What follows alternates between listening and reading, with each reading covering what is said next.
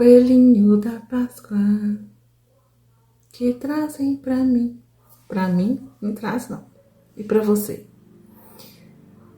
Esse vídeo, como eu já tinha dito, eu vou fazer um pequeno vídeo e falar um pouquinho sobre a Páscoa. E antes de começar o vídeo, roda a vinheta.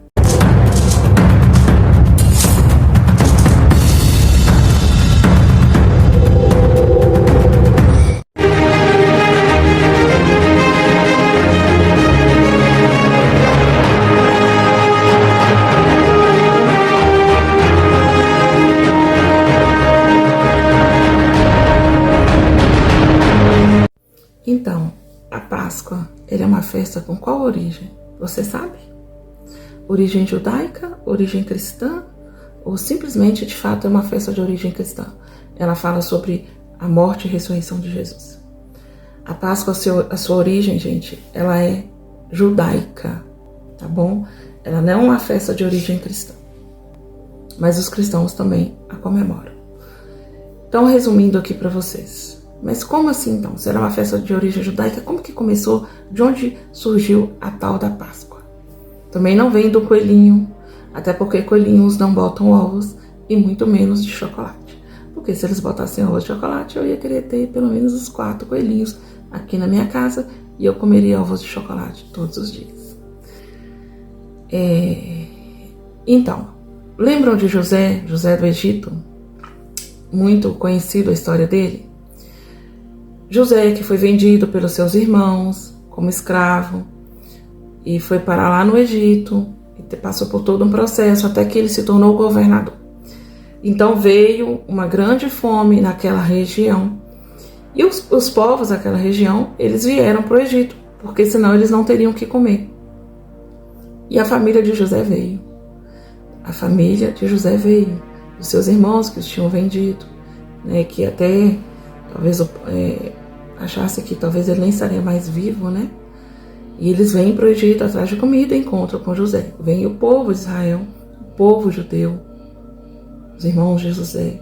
E ali eles passam a morar no Egito, porque ali tinha comida. Passado o seu tempo, vem outro faraó. Também José morre. E outro faraó resolve pegar esse povo judeu e escravizá-los, já que esse povo se multiplicava muito rápido. E aquele povo, eles adoravam a Deus, e não aos deuses ao qual o faraó, os egípcios adoravam. Então, eles passaram a ser escravos, e foram 400 anos aproximadamente de escravidão.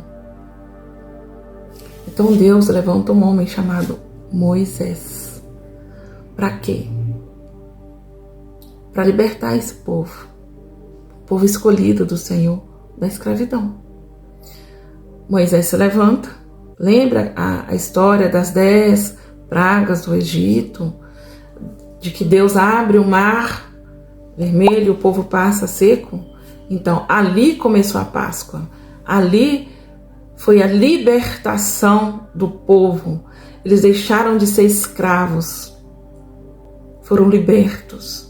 A Páscoa ela está relacionada com libertação, serem livres. Agora eles não precisavam de adorar outros deuses, eles não precisavam viver como escravos, eles foram livres. E a partir dali, uma vez ao ano, eles subiam para Jerusalém, tinha outras festas, mas também tinha a festa da Páscoa. Eles celebravam a Páscoa, eles relembravam desse grande feito de Deus na vida do povo de Israel, que são os judeus. E a gente também consegue entender que a Páscoa, ela tem o caráter também profético e também escatológico, tá bom? Então eu vou explicar para vocês. Um exemplo da Páscoa judaica. Ali eles levavam, animais, cordeiros, sem defeito, para serem oferecidos, como gratidão. Porém, esses cordeiros, eles não poderiam ter seus ossos quebrados. É um item de muitos que tem ali na Páscoa judaica, que eu estou trazendo para vocês, para remeter essa Páscoa profética que tem a ver com Jesus Cristo, tá? Que é a Páscoa que nós, os cristãos, né, celebramos.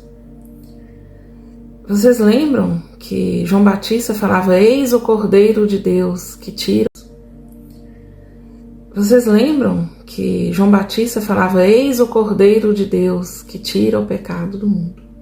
Esse Cordeiro era quem? Jesus, Jesus Cristo.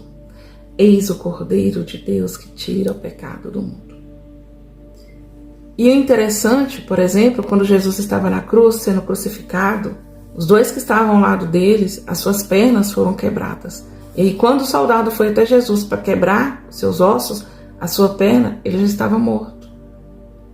Por quê? Porque o Cordeiro, Jesus Cristo, ele não poderia ter seus ossos quebrados. Trazendo para a gente uma ligação com a Páscoa, onde o povo foi liberto da escravidão e onde, por exemplo, o cordeiro ali, que era oferecido, não podia ter seus ossos quebrados. Ele tinha que ser cordeiro sem defeito, Jesus. Ainda que eles tentaram achar defeito nele, ainda que eles tentaram de tudo, Pilatos falou assim: lava minhas mãos, porque sinceramente, em outras palavras, eu não achei defeito nesse homem, nada que eu possa pegar e apontar e falar assim: é isso aqui, ele cometeu esse crime. Ele não tinha pecado. E também ele não teve seus ossos quebrados. E ele morreu para quê? Para nos libertar. Para nos livrar do pecado. Para nos livrar de uma condenação eterna. De uma morte eterna. Ele trouxe libertação para mim e para você que crê nele. E aí vem a celebração da Páscoa. Ele morreu e ele ressuscitou.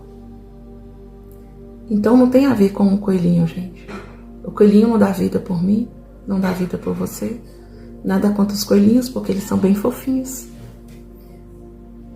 A celebração da Páscoa cristã, ela tem a ver com Jesus Cristo, com a sua morte, com a sua vida que foi dada por mim e por você.